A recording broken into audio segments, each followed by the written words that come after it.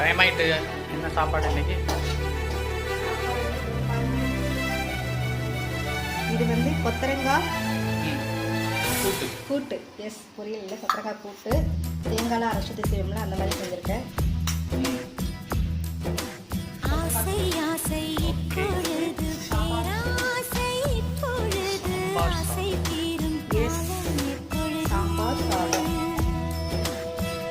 இதில் வந்து பார்த்தீங்கன்னா உருளைக்கிழங்கு, பீன்ஸு, அதுக்கப்புறமா கத்திரிக்காய், முருங்கைக்காய் எல்லாமே சேர்த்து